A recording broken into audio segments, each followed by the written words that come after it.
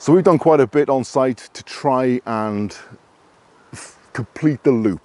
So where instead of having waste leaving site, we're using that as a resource here on site to produce assets. A big part of that is in the composting toilet at the top of the field for the customers.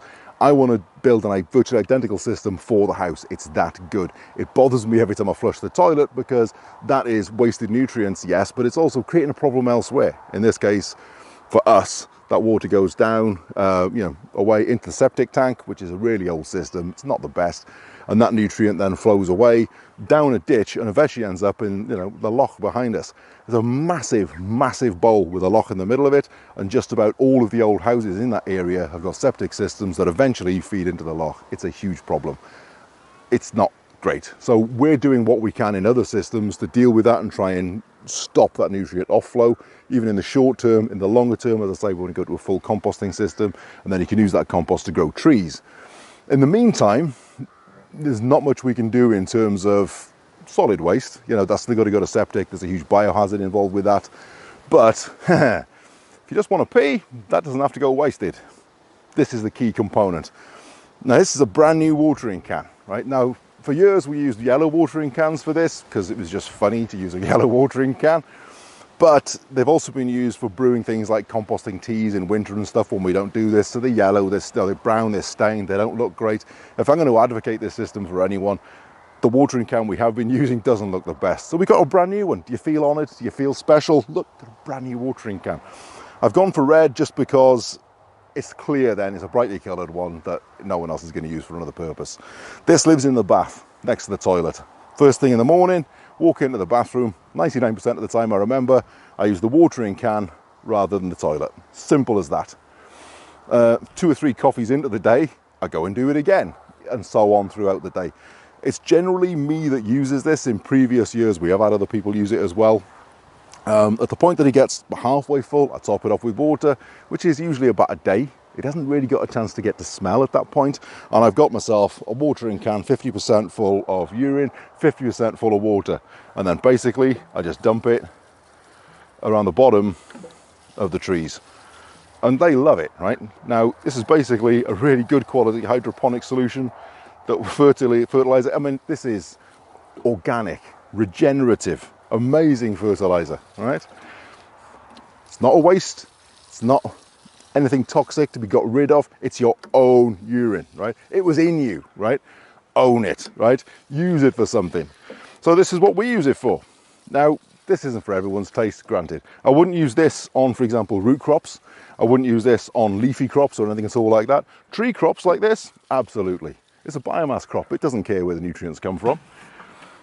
You can do this pure urine. As long as it's going on to living, healthy soil, you can use it. If you go in there and you find, oh, that's about 80% full because I've been a bit reluctant to take it out because the weather's been bad or whatever, use it anyway. Doesn't matter. As long as you're not hitting the same spot every single time, living soil will cope with that, just not a lot. In this environment, which is, of course, a fairly resilient, damp, humid, maritime climate. If you're in a very dry climate with a lot of evaporation, in fact more evaporation than precipitation, you do need to be careful with the amount of water that you're adding, because if you don't use enough, you're going to end up with salt buildup, and that's a major issue. And that's it, I'm done. Same again tomorrow. So every day, every couple of days, these get a good solid dose. Issues with it.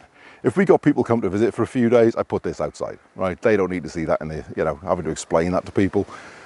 To us, it seems perfectly normal, but we've been living this way for a while. Most people don't, right? Another issue with it, odor, right? If you've got, it's not just a male-female thing, because of course, male urine smells a lot more than female urine, but not entirely, because some men smell worse than others. It's a weird reality. It's nothing to do with age, it's nothing to do with diet. Some people just, their urine smells worse than others. Maybe they shouldn't be doing this, because obviously if someone else is using the bathroom, there is an odor buildup. I find that at one point, we did have someone on site who wasn't a man that did this by using a jug. So they pee into a jug, pour it into the watering can. That could stay for day after day after day, even in summer, with no smell whatsoever. It was amazing. Whereas if I'd done the equivalent inside 48 hours, there's going to be a slight odour in that bathroom. It's not the best. So you do need to have that fairly rapid turnover. I actually have 2 of these, so at the point that you detect, because eventually the odour will build up in the plastic, I've got 4 of these now, and they're all on a rotation. So the yellow ones are having a couple of years out. We'll switch to the red ones. They're being used for something else. There's no smell in them already, even after a couple of weeks. That's gone completely. They're being used in the house, for example. Don't worry about it. But at the point that the plastic does absorb a little bit of odour, it goes outside to be used in the garden, and we use the new one. And at the point that that starts to build up a bit of an odour, just when you go to have a pee in it, you can just smell it a little bit. It's not offensive. It's, you know, before it gets bad, that gets swapped out with the one that's being used outside that no longer smells. And at the end of the season, we swap it over for the other 2. So it's a bit more complicated than just peeing in a watering can, you know, because these are the practicalities that we've observed after done this for years. But it does mean that we're closing that loop. We're not flushing away essential nutrients. We're not in denial about our own waste and its impact on the environment. We're owning that, and we're using it here on site, which, you know, not a bad offset for just the purchase of a cheap watering can. One last thing, because someone's bound to mention this, right? If you're going to do this, don't pee in the watering can like this. No, you're going to make an awful mess, handle in the way. Don't, right? Pick it up to the appropriate height. Have a bit of dangle if you can. You're not going to make a mess that way. Don't do it like the thumbnail, do it like this.